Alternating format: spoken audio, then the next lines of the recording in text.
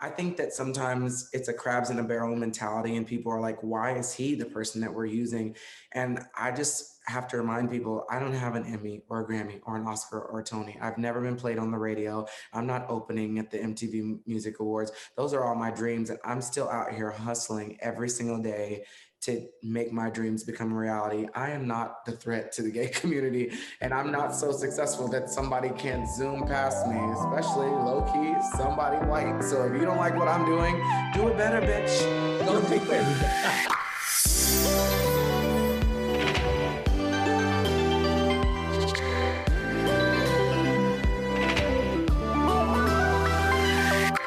Welcome to The Gaily Dose, the weekly podcast made for and by gay men and their allies.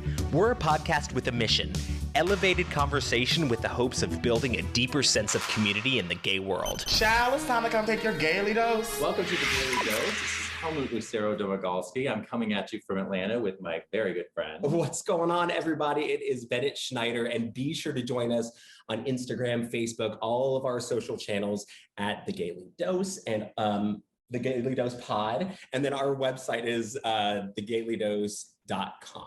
Yes, and we are so excited. I literally cannot. I know. I'm like, you're missing Dante, girl. That's what you're just. I'm missing Dante, but we also have somebody here in front of us, and I'm just like a little bit about to cry, but also like I have some confessions to make on how we met. So I'm super excited because, dolls, today we are bringing you a dose of Todrick Hall. Hey, Todrick, how are you?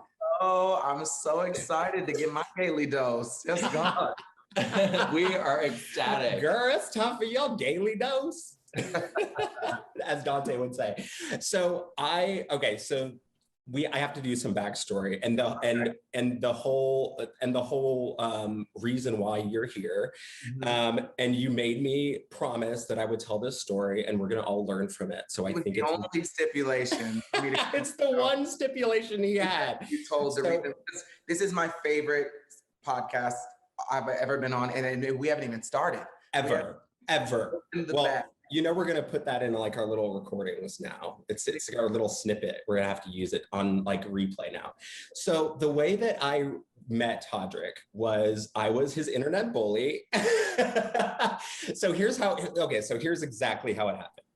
So I had been seeing this trend of people like saying like, XYZ is overrated. Who do you also think is overrated?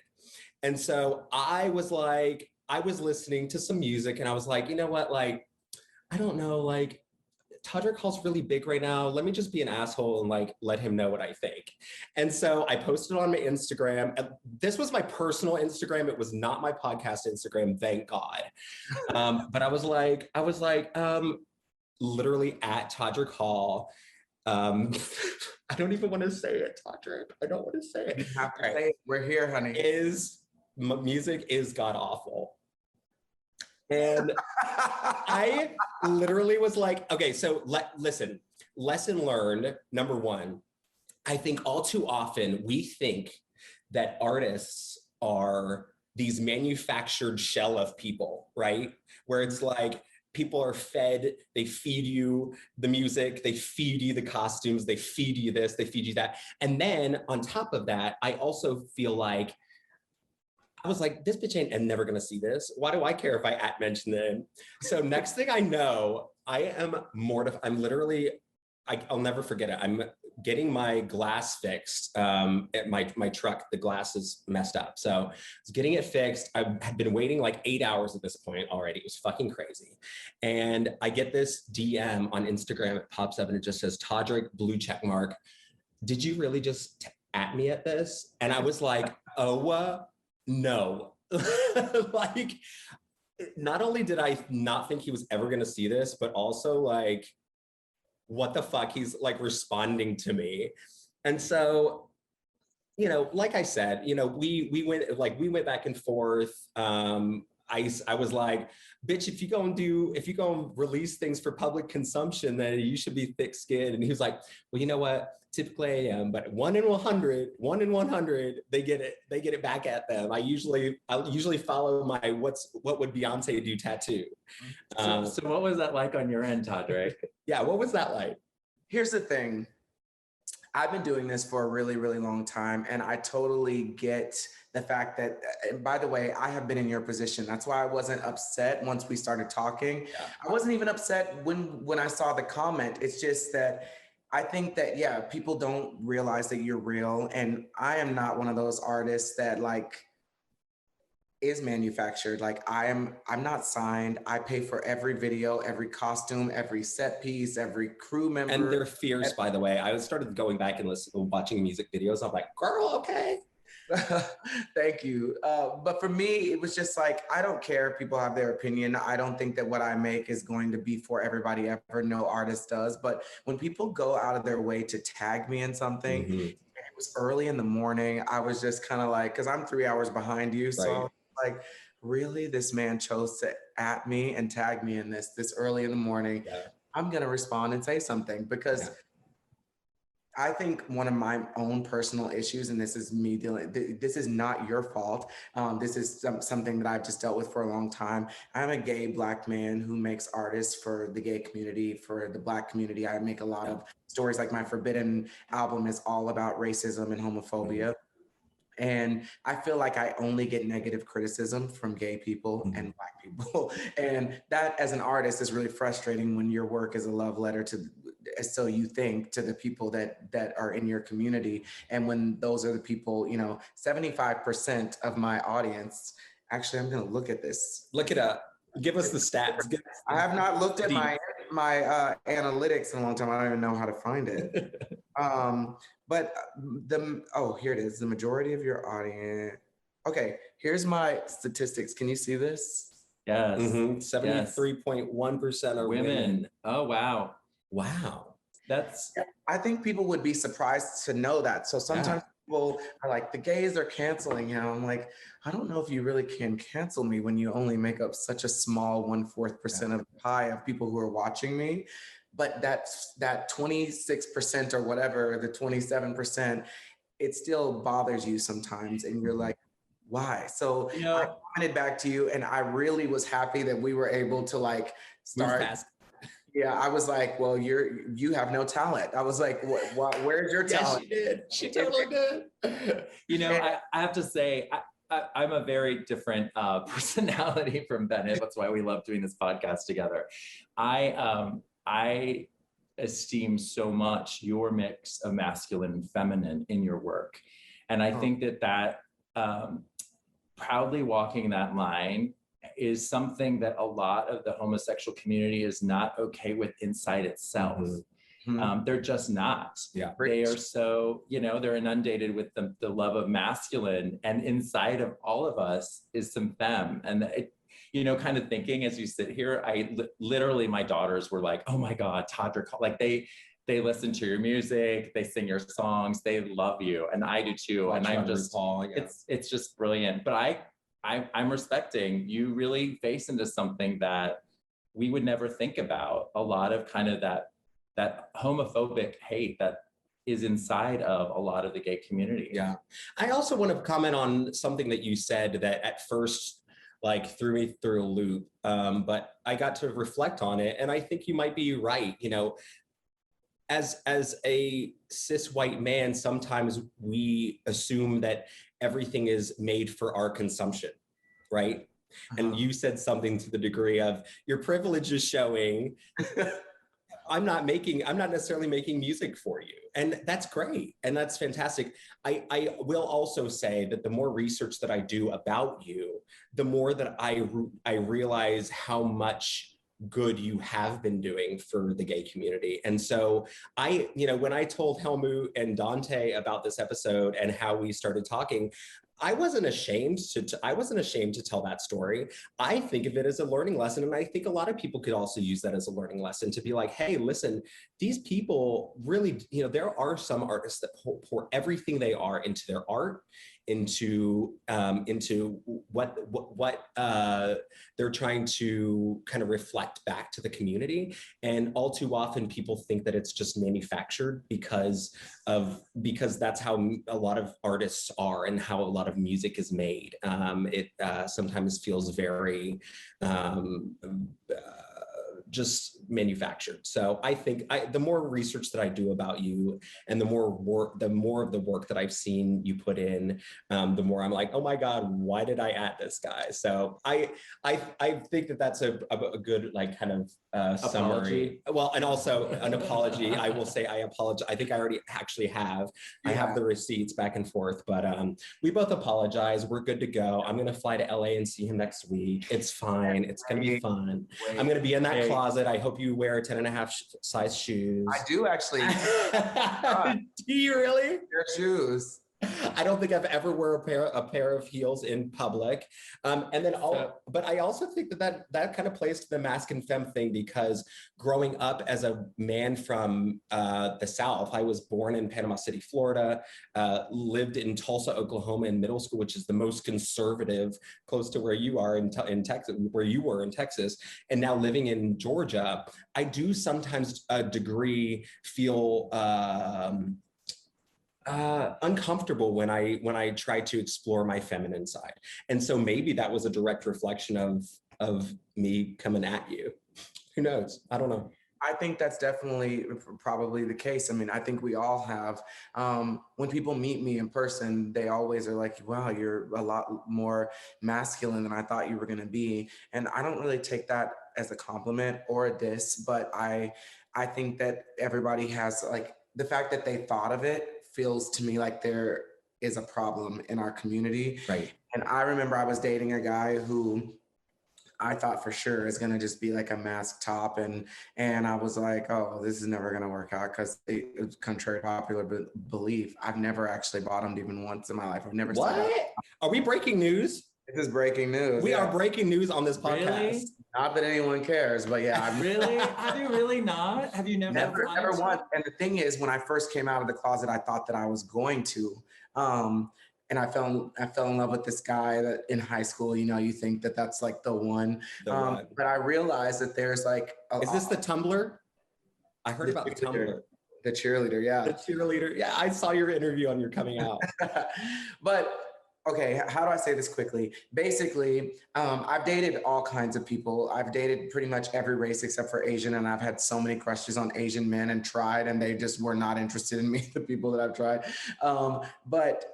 But oftentimes, when I have dated white men, which has been basically my last 3 boyfriends that I've had, there's like the stigma when they're watching porn where like Black men are always seen as this dominant character. And I think when they watch these things, they go out into the real world and into the wild and try to reenact this experience that they saw on insert whatever porn website, OnlyFans, whatever. And so I think that when people get into relationships with me, every guy that I've ever pretty much dated who was white was like, I strictly only date Black men and I only want to bottom. And that was all they were interested in doing. And since I was in a relationship with them, I just never really had a reason to, you know, like to even explore that. And so it's not something that I'm not willing to do, but I will say as life has gotten, as I've grown older, I'm like, okay, well, if it doesn't happen soon, then it just may never happen. Right, it's just not in the cards at this point, at 34 years old. And so, yeah, so I think, but my point of bringing that whole story up, that was probably more information than you or your audience wanted to know, was that when I was dating one of my main boyfriends that I had, the one I was the most public with, I wouldn't allow him to watch me filming anything where I was playing a character that was feminine. He wasn't allowed to go into the room, and he always hated that. And a character that was feminine?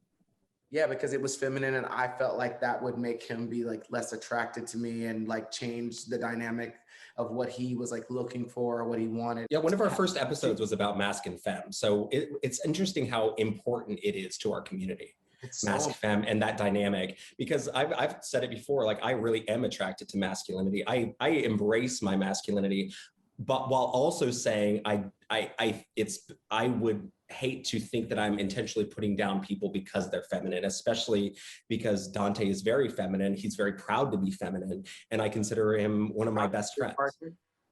What'd you say? Dante's not your partner. No, he's our third. He's our in our throuple, and on the podcast. He's our third host. So yeah, so he's fantastic. I wish he could have been here, but unfortunately scheduling issues. So do you think this is related to your question, Todrick? Okay. When you meet people that say they have a very specific type and that type includes race, do you think that's an unhealthy racial bias in people? Do you think it is what it is? You just like what you like? Because I'm curious, because I feel like people will say they're not my type, and I'll be like human. Like, just curious what your thoughts are. Yeah, good question. It's a deep rabbit hole, and I have a tendency to be pretty long-winded, but this is actually a conversation I've been having a lot recently because I get a lot of flack online. So it's weird because I get a different type of response from the gay white community than I do from the gay Black community. Yes. And almost always those different communities don't realize that that this community has this issue with me and this community has this issue with me. I think that we are all living on this planet doing the best we can to try to live up to as close to these standards that are ridiculous, that were not ever reachable and attainable to begin with. And I think that we have all been so force-fed these like Freddie Prinze Jr.'s and Justin Timberlake's and Jonathan Taylor Thomas's our whole life that this was like what you go search for. And growing up, if you typed in gay, you better hope that your dial-up speed internet is gonna push through, and they know your parents are gonna come because you're gonna be closing pop-ups for a long time. And there was no love involved.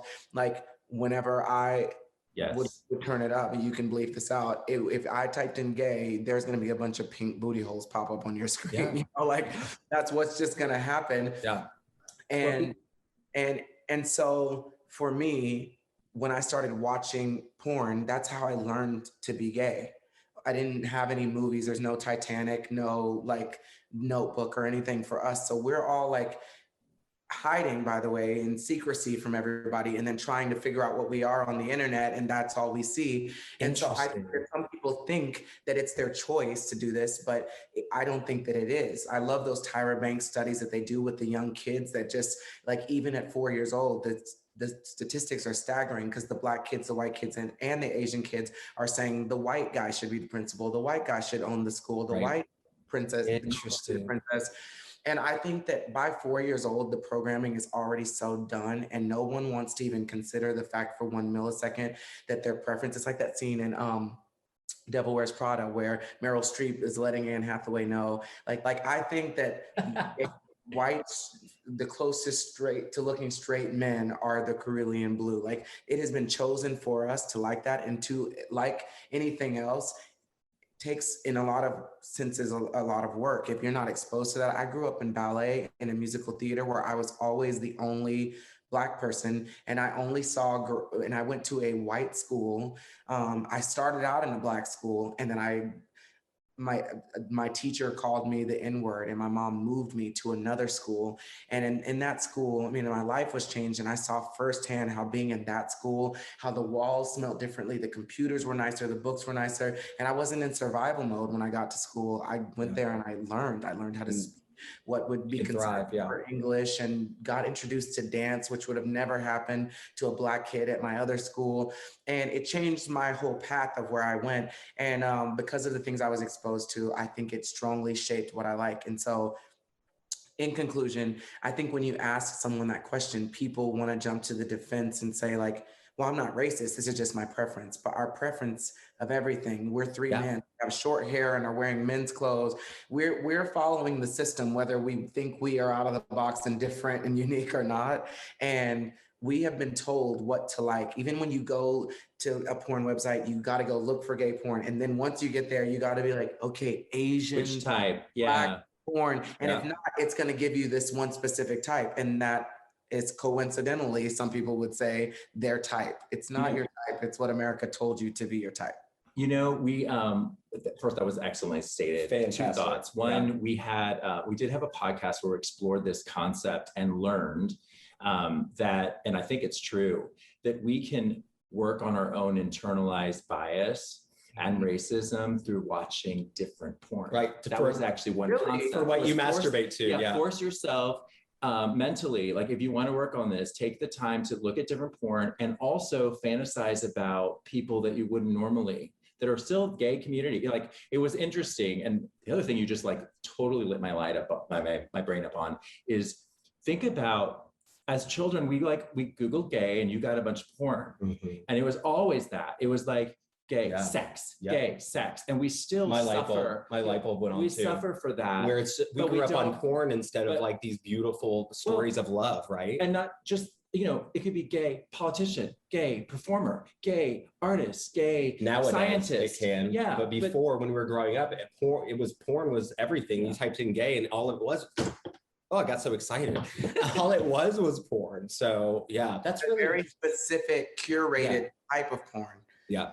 And when a few years ago, when I started exploring why I had racial preferences towards white men, I came to the conclusion that I wasn't necessarily racist, but I did come to the conclusion that my parents had instilled something in me that made it seem like white people were not, I wouldn't say superior, like that sounds like Hitler talk, but I'm saying that is what it is. But it really is. No, you're right. It is. That is the word you should use. You're right. And it's not just your parents, it's the whole society, which is, I think, the point he's making, that and it is true. It was studies back in the 60s, even, it was clear that there's that preference for white.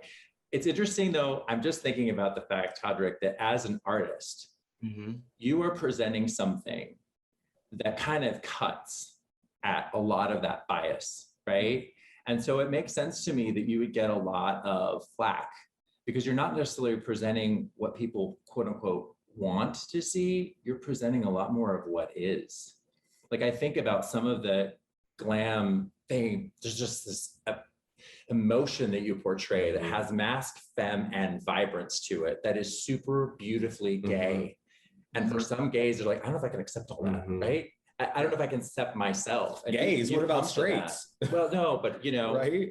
I'm curious, Todrick, your coming out story, the parts in terms of coming to terms with being your true self in public, were there certain barriers you really had to fight in that way from a famous perspective? Was it harder for you because you're trying to sort of entertain and kind of get the right next gigs and you're trying to be your authentic self? Is that a hard journey?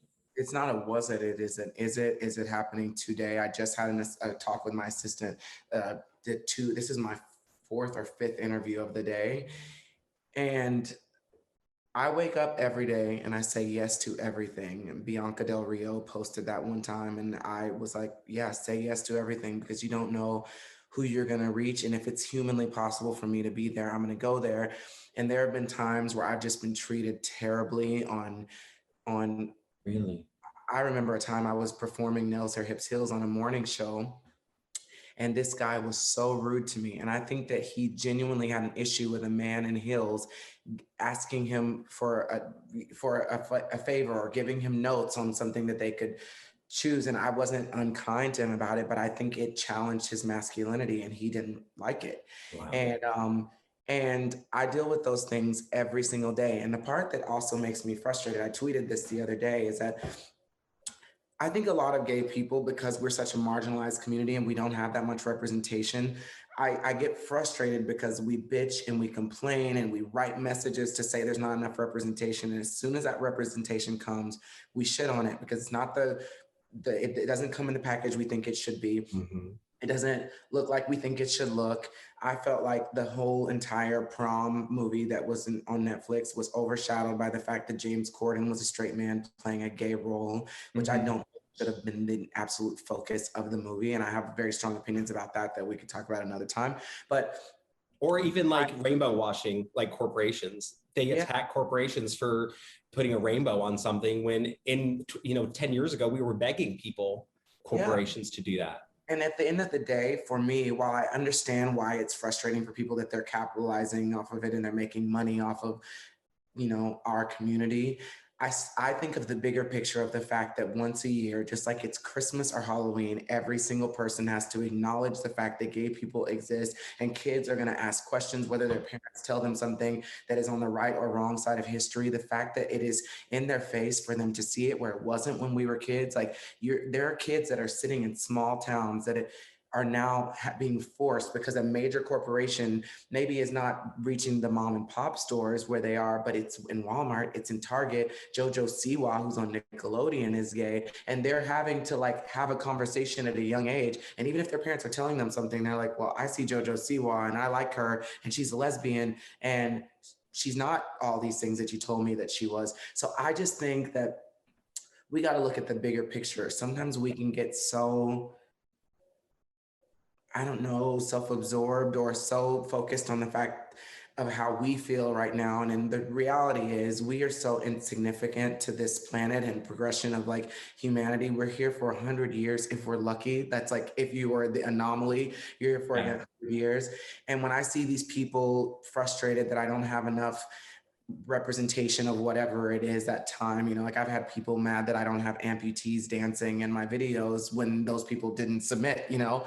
And I just take the information that I get and I try to do the best I can possibly do as an independent artist funding my things, because people are starting to now compare me and their critiques to the things that Ariana and Lady Gaga and Normani and Beyonce are doing, and I'm like, those are cis, mostly white women, but Beyonce is a Black woman, but that have record labels and huge management companies that are spending millions and millions of dollars to create this visual that you're seeing. I am doing this on my own. And my main point of saying this was that I think that sometimes it's a crabs in a barrel mentality and people are like, why is he the person that we're using? And I just have to remind people, I don't have an Emmy or a Grammy or an Oscar or a Tony. I've never been played on the radio. I'm not opening at the MTV Music Awards. Those are all my dreams. And I'm still out here hustling every single day to make my dreams become a reality. I am not the threat to the gay community, and I'm not so successful that somebody can't zoom past me, especially low key, somebody white. So if you don't like what I'm doing, do it better, bitch. Go do it. You know, I think you're right though, in that making it in the gay community, first of all, I will say it is no surprise, the beauty of life, that we have leaders that are Black, like yourself, and like RuPaul, right, who have set a path of leadership in the gay community, because you understand a level of being on the outside that white gays don't, period. You just understand it better. But you have chosen to make a lot of your stake in the gay community, which is so judgy because it's so insecure. It really is. Yeah, but you've continued to build it, and that's what I'm saying. As you're reprogramming, we're kind of working against the fact that, you know, it wasn't very long ago we just killed, period. Yeah. Right. We've had a huge amount of change, but to your point, a lot of our programming has been totally biased in really unhealthy ways, and I was just mad respect that you have done this, and on your own, with your own monies, with your own creative control of what you're doing. Yeah. You have an ability to steer the dialogue wherever you want. And I'm encouraging you to keep steering it and keep going, despite this. This is an opportunity for people that are haters to think and really think about who and what you represent, what you're trying to do. Because honestly, you getting those Grammys, Tonys, that is only good for all of us in the queer community. And it's about time. It really is. Speaking of. And that's why I said something to you, just been like, why don't you take this energy and go uplift an LGBTQ plus artist that you like? But so many people will take their time to talk about somebody that they want to bring down.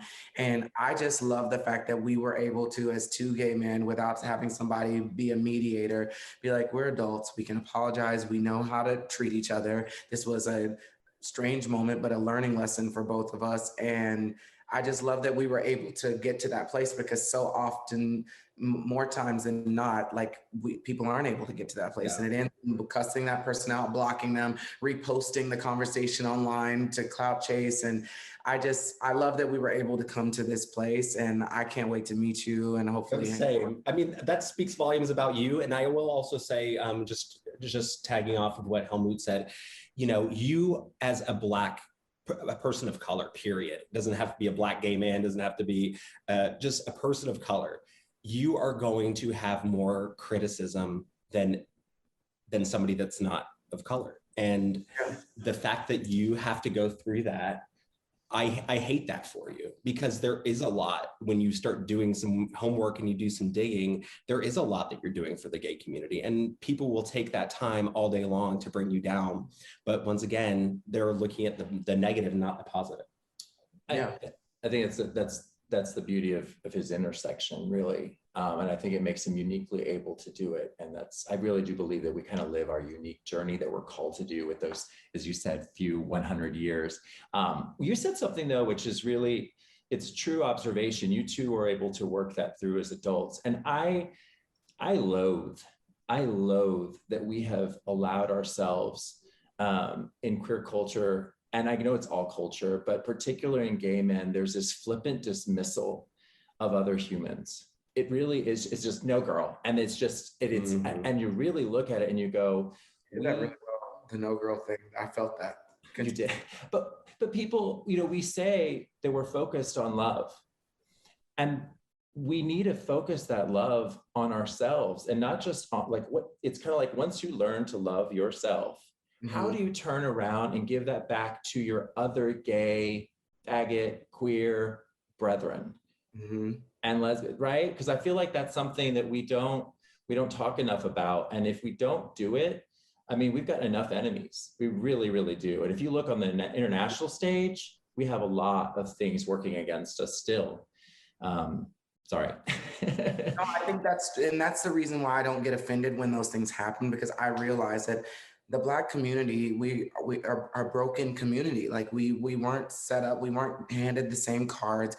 We've never seen ourselves in some of these spaces. We've never been, like, people aren't going to Black schools and giving these kids therapy or college. Like, we need therapy. We need to be healed from all of this stuff so that we can catch up. And I know that there are some systems in place, but it doesn't happen enough for us to not be tearing each other down. I was watching all these documentaries about Whitney Houston and Michael Jackson and Prince and even Beyonce and Nicki Minaj. Those are the first people that are coming to mind. There were more, but they all experienced this criticism once they reached a certain level of success from the Black community. And almost in every one of those situations, from Nicki Minaj, she was wearing this pink hair and stuff, and then she reverted back to having like jet black hair that was more like Afrocentric and stuff, because I think deep down we all desire, I mean, that's one of the reasons why The Wizard of Oz is my favorite story. There is no place like home. And at the end of the day, the world can adore you, but you want your family, your friends, your community to accept you, love you, embrace you, and pat you on the back and say, we're proud of you representing us. And when that doesn't happen, you can be at the top of your game, #1 on the charts, but you feel like this void is missing, because you want your people to be like, I know how hard it is. Like, I know that in a race of dogs, like the dog that doesn't have the 2 hind legs that's on wheels, it's harder for them to reach the end goal. So you get up and you clap and you cheer for them, even if they didn't win the entire race, but they did the race with handicaps, with shackles on them, with hurdles that were taller and wider than the other dogs had to do. I don't know why I'm making this analogy. So like a true underdog, right? But I think a true underdog in the truest sense of the word, like, literally. And I just keep saying, like, I get in trouble for things sometimes that I'm not a signed artist like most YouTubers that I know. It's just an unwritten rule that we don't pay people to make YouTube videos. Like, we just go and collab and we TikTok and people come over and we do flash mobs. My friend Jenny just got asked to be in a video this week with 40 dancers for free, working with some huge respectable choreographer. And I think that without people knowing the inner workings, they see me and they see my house, they see what's going on, and they're like, oh, he should be able to afford this, this, this, and this. He should be doing this. And it just doesn't work like that. It's so much more complicated. To make a video is so incredibly costly and so hard to do as one person with no label, that you'd be hard pressed to find anybody who is doing it and doing it at the level that we are, going on tour in the same venues as these huge artists that have labels, and bringing this many dancers and this many costumes, trying to be an artist that gives my community a production that is, the closest I can get to a Lady Gaga or Ariana with the funds that I'm allotted. But they're still holding me to these standards. And so now I'm like, okay, Todrick, then destiny is calling and the universe is saying, you got to step it up. You thought you were here. Now you got to be here. So now, there's a huge controversy that I didn't pay my dancers for the Nails, Her Hips, Heels video, which is true, but they knew they weren't going to be paid when they did it. I sent out the email and said, if there's men that want to come and dance, we're thinking we're going to get like 15 guys. We got 75 emails, and we're like, awesome. Great. We will costume you guys all. We'll figure out how to put 75 guys in heels, which is a hard enough task as it is. If you're going to find heels for 75 people, painted in the right colors, making sure they fit. These boys, they've been at the gym. They've been eating their muscle milk. They've been eating those egg whites. These bitches were breaking heels left and right. Bring in the next heel. Bring in the next. Right. But we were willing to do that. But we told everybody, like, you're not going to get paid for this. He's an independent artist. We're going to do this. We're going to dance in this warehouse and we'll see what happens. Never thought that it was going to get almost 50 million views. Right. But there has been this long, dramatic thing for the past almost 2 years. Yeah, tell us more about that. I wish I could remove that for you though, Todrick. I wish I could. I know I can't. But that pressure, you're brilliant.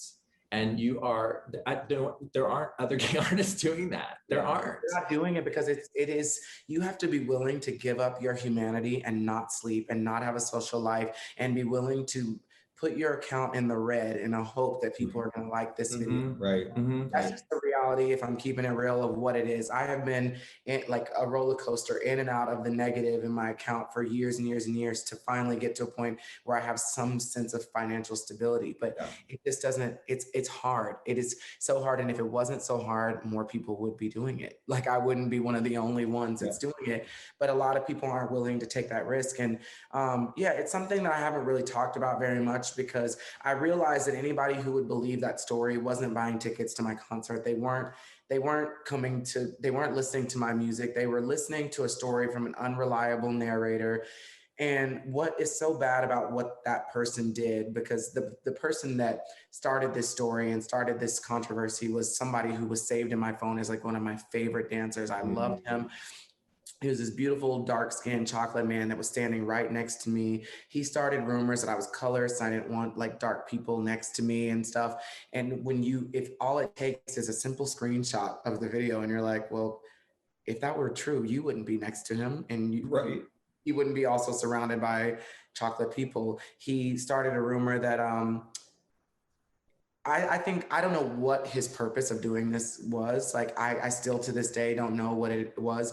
He, out of all the people in that video, got the most out of it because I don't have auditions. So we hired him to do a Disney project after that, which he got paid for. We hired him to do RuPaul's Drag Race after that, which he got paid for. And then I also hired him to be in the video that I did for my song Fag, which was just me and two chocolate men, which he posted this story after that. And I'm like, and you just did another video with me, you, and another chocolate man. No one took the time to screenshot this and say like, this just doesn't make sense. He never asked me if he was getting paid when I called him, and I was paying him. When the dust all settled, he sent in an invoice for $200 when he was getting paid $600 to do it. And even though I was so furious with him, I messaged him, was like, you're actually getting paid $600 for this. Can you please send another invoice for the remaining $400? And it was just, to me, so sad to see him do that, because he didn't just throw me under the bus. He threw all of the other artists and dancers who came and danced in that video under the bus. Some people would say a charming person, but not charming enough to convince 75 gay people to not get paid on the internet. If that were the case, they knew they weren't getting paid and everybody was okay with it. And at that time, I was like, this is what I can afford to do. I'm in the middle of doing this. I'm about to pay for an entire tour, which it just is so expensive to pay for a tour, to pay for all the costumes, the venues, the custodians for the tours, the security to make sure your fans are safe, the sets, the sound, the lighting, the hotels, the travel, the flights. it's so expensive to do it. And so I did the best decision that I could at that time. And it frustrates me to no end when people say this that I don't pay my dancers, because I spend hundreds of thousands of dollars a year paying dancers at Right. But every now and then there's a gig that we just did a Cinderella video this year with Brandy in it. And I was like, this is just a passion project. There's no budget. I'm not making money off of this. I just want to do it. So if you want to come dance with Brandy, you are a performer. There are way worse things you could be doing with your time than coming and dancing in this. And if you want to come, you're an adult. If you can afford to do it and be able to still pay your bills to come and dance with us for 2 days, then come do it, And if not, no hard feelings. We'll catch you on the next gig where there's money. So yeah. I definitely did see that. I did see that controversy, and I read it, and then I even read your reply, and you were like, "Girl, you're gonna get paid. Like, don't worry." Like, I even think you said something like to the degree of like, "You're my favorite dancer. Like, relax." It's a known thing in Hollywood that you have 30 days out for anything. Like, you wouldn't even send an email if you were 30 days out. This person wasn't signed to a dance agent or anything. He was a freelance person. And I think that he didn't know that 2 weeks is a little bit dramatic of a time for you to then go on and try to expose someone. But to me, it showed all the things that he said about me being colorist and this horrible person when he was continuously working with me, and has like a long monologue that he says on the behind the scenes of the back video about how great it was for him to be there. Lets me know that it wasn't about the money, the $200 that he thought he was owed. It was about, he was upset about something bigger. Maybe he wanted to come on tour. Maybe he felt like we were moving forward and that we didn't care about him. Because I talked to him on the phone afterwards, and he was like, y'all just look like y'all were having such a good time and everybody was ignoring me. I was like, we weren't ignoring you. We were preparing for a world tour and we were unprepared. We were flying to a foreign country in Spain to open our show. We didn't see your text message. It had only been 2 weeks. It was a dramatic response to not getting $200 in 2 weeks. You should have waited the 30 days. It's standard, industry standard. No one would disagree with that who works in this business. But it was a learning lesson. You said, I'm sorry that happened to you. I'm not sorry that it happened to me, because it was a sign to me that, bitch, you're not the boy that's dancing in Target anymore. You're not, are expecting greater things from you. And all you can do is step up to the plate. You're definitely under that microphone now, or that microscope. And I even saw a tweet from you. Everybody's freaking out about, because everybody is now just like putting you under this microscope, because I guess that's what comes with fame, I guess. I don't know. But I think that what I really love about this is, so you're coming out and you're talking to us about it. You're talking to other people about it, and it makes you more authentic. Okay. Yeah. It really kind of gives you a little bit of insight into how you run your business. And how you treat the people around you. And that is refreshing for me as a fan to hear that. And you kind of go, okay, maybe we need to check the receipts a little bit more, because that's one of these damaging things about social media. People will say one thing and we run with it and we don't check the source.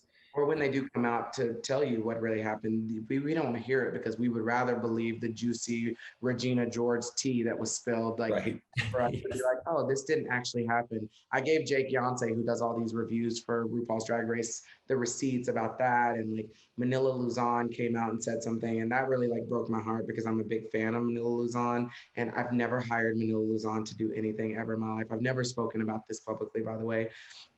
But I never hired her. I don't throw parties. I've never thrown parties. I never owed her any money. And I sent Jake the receipts to say, like, I understand that she was owed money, but it wasn't my event. I was just the face of it. I performed there, but I didn't get paid either. And that person is now in jail. Like, he's in jail for fraud. But the fact that she used her platform to come and take me down when she knew that I didn't owe her money was really cruel to me. I still to this day don't understand why she would do that. That was absolutely not true at all. And I sent the receipts to him to show, and he did. But it was just like, I could see that people were like, we don't really care what the real receipts are. These 6 people are saying this about him. We don't know these 6 people. We've never seen them. We don't necessarily trust them. So we're just gonna go with this story that it happened. And the only reason I'm defending myself is because I am human, and one day I am going to actually make a mistake, and I don't want these things to be piled onto the actual. And people probably are also making this drama because they need attention themselves, in a sense, right? I mean, because I think about it, if I'm working for you and I respect and love you, I'm going to go to you. with the information, right? And close that door before I go on online. I'm curious, you have so much runway ahead still. You have so much, and you have built this very particularly beautiful place at the intersection of gay and Black and performer. What are some of your aspirations and goals for Todrick looking forward in your dream world? What do you want to do? I want to work really, really hard to create representation that's not just gay and not just Black, but human. And I think I get a lot of flack from that from the African American community, that where literally half the comments are, you make content for white audiences. And I've done a lot of self-reflecting and questioned that, but I know my heart's intent, and I know that I make music that I like for anybody to consume it. I have so many fans from all over the world, and from all different ethnicities, and I want to keep creating content that brings the world together, because that's my goal. If in 20, 30 years from now, people are still huddled up in groups with people that are just like them, saying we don't like the other side and we don't want to talk to them and don't say this in front of them, then I don't think that we're getting back to being a human race. I will say that I feel like white people and straight people and men should be doing the work should be doing more work to meet us more than halfway. I don't think that Black people should be responsible for meeting white people halfway. I don't think that gay people should be responsible for meeting straight people halfway, because we should have just been loved and treated as humans to begin with. But I do think that this hamster wheel and this rabbit hole are so deep and so difficult to get out of, and we are all just responding to trauma that we got. And I want to create art and continue to create art that sheds light on that and that brings the world together. And sometimes it's difficult for me to see that that is actually happening, because no matter how focused you are and how centered and how many times you remind yourself that a comment from somebody that's offensive will catch your attention more than the thousands or hundreds of thousands of great comments. And so I'm doing better about noticing that. But I want to change the world. I want to know that my existence and my voice and my art made some great impact on the world. And I know that that's such a cheesy thing to say, but if you really look, not just at my Nails Are Hips Heels video, but if you watch Straight Out of Oz, and if you watch Forbidden, if you watch the songs that mean a lot to me, not the songs that are popular because they play in the dance clubs and they have a floor beat. But I just think that like music heightens every emotion. And if you can, I'm not concerned about these like people that are here right now making white noise. I'm concerned about the people on the other side of the fog, these young kids that are growing up who have the ability to change this so that the next generation isn't dealing with this same trauma that we're dealing with. So as funny as it is that I just came out with a video like Raining Fellows with us just like basically the whole time. It's so I want to create art for kids. Like I love kids. My first content was all Disney Channel and whatever. And I want to make family movies eventually that are, like all inclusive, that with a strong LGBTQ plus representation, and musicals on Broadway. Broadway is the gayest industry arguably that there is. And I've never seen a gay love story really in a Broadway smash hit where that was the main story. And that needs to happen. And even now I know, even if it doesn't achieve Hamilton, Book of Mormon, Wicked, Lion King success, it's still a success if it is have a conversation. It's interesting that you focus on, I feel sometimes like the straight community freaks out when we gays talk about children. But I really do believe that because many of us experience so much psychological trauma as children, we're that much more in tune to giving them positive, good messages, which I love that that's a special place for you. And since this is your favorite podcast, I'm sure you heard on our first episode why we started the podcast, which was very similar to what you just said. It's being that guiding light in some way, so that maybe some kid in rural Alabama or rural Wyoming might be listening to us and saying, hey, these are gay men that are thriving. These are gay men that enjoy their lives. These are gay men with happy relationships. These are gay men who aren't scary, contrary to what my religion tells me or what my parents are telling me. These are people, or the internet. These are people that are relatable and fun and kind and want the best for the world. And I see a lot of similarities with what your aspirations are and the whole reason why we started this podcast. So that's really interesting to me. Yeah, Yeah. I love that. That makes me so happy. And listen, I think that, like I said, we're all on this planet doing the best we can. I think that this is such a beautiful thing. The reason it's my favorite podcast is because it took a lot of courage for you after the comment that you said to me to reach out and say, actually, will you be on my podcast? And like, I feel like we're friends. I've seen you doing construction in your place now. You're sending me pictures. And I just think at the end of the day, like if you look for at any human, there is like some good on the other side of them.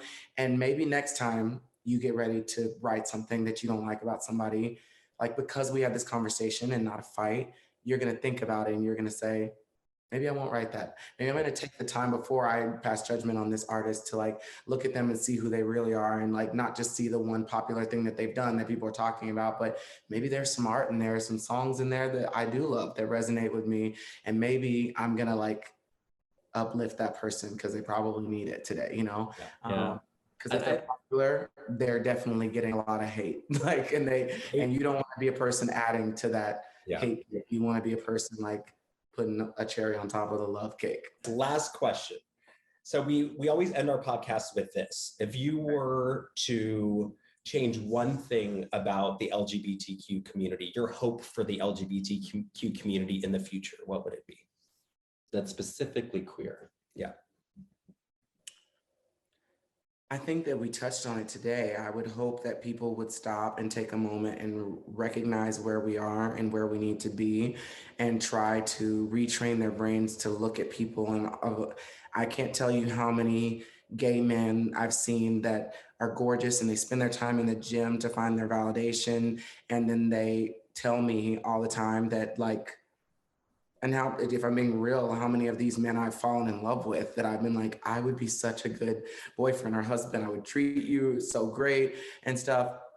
But they're all chasing after this idea of someone because of how great they think it's going to look on social media or how great they think the sex is going to be. And maybe there's a small portion of people out there that the sex is so important to them that is just like a deal breaker. But the reality is when you're in a relationship with someone, after years and years, the sex becomes like a very secondary like issue, maybe 10th dairy. Like it's so far down the line, and you need to be thinking of somebody who's going to challenge you to be the best version of yourself you can be, somebody who you know is going to have your back every single step of the way, somebody who is going to like you when you're not as cute and when the gym membership is not as important and when you're a little bit flabby and those pecs turn into like full on titties.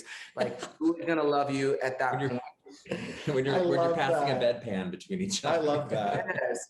We got to get past this idea of whatever and start finding people who make us smile and who make us laugh. Like we have focused so much on the boy part that we haven't focused on the friend part. And I think that we should be like all looking for friend boys because I feel like every successful relationship I've been in, I fell in love with the person and then fell in love with the sexual, the physical part afterwards. I know that's a really hard thing to retrain our brains to do, but I think we have to do that work because otherwise it's going to be unsuccessful relationship after unsuccessful relationship. And so many people ask this question and they look at you and they're genuinely confused, perplexed, so just like gobsmacked that their relationship didn't work out. And I'm like, well, you started this looking for somebody that you can impress your friends with on Instagram because there's a reason why statistically gay men are successful. And it's not just because we're just this incredible specimen. We've all been treated so poorly that we all feel like we owe something to prove. Yeah. Something to prove. We want our family and friends to see our successful businesses, to see how cute and well trained our dogs are, to see how hot our boyfriends are, to see our houses and how great they are, to see our clothes, our new cars, our how that we got the newest phone when we got it, and that we got the VIP tickets to the new Kim Petras concert. Like, and all those things are like, I understand them because I participate in that mindset, but there's just things that are so much more important that I think that we have to like start thinking about and start normalizing having functional relationships, not just ones that look good on Instagram because they're not working out for a reason. And we don't have those blueprints, those storybooks, those pop-up hooks, those old school classics to teach us how to do this. So we need to be doing it. and ourselves and uplifting our community, no matter if you like it, if you don't like it. If there's somebody in our community, before you post about them, just know that what they had to do to get to a level of relevancy that you even know their name and can find them, and they have a verified check next to them, they have had to endure an insane battle. It's not a question, it's a fact. And you should just applaud that person for fighting, because they're fighting for you. They are not against you, they are on your team. And we got to start uplifting our team so that the world starts recognizing that gay people are here, and we need to be seen. We need to be on the radio singing our pronouns about how we're in love with him and her, like in her, if we're a lesbian or whatever. We need to be able to to be represented in its truest form, and not having to settle for breadcrumbs when we deserve the entire loaf of bread. Thank you. The whole buffet. Yes. The buffet, darling, the whole table. Not the whole loaf. I loved all of that. Thank This you was so much fantastic. for joining us today. We really, Having A me. new friend and a new friend of the Gaily Dose. Yeah. and we'll thank you, dolls, and we remind you, once you've learned to love yourself, we need you to learn to love everyone else. Take care. Bye.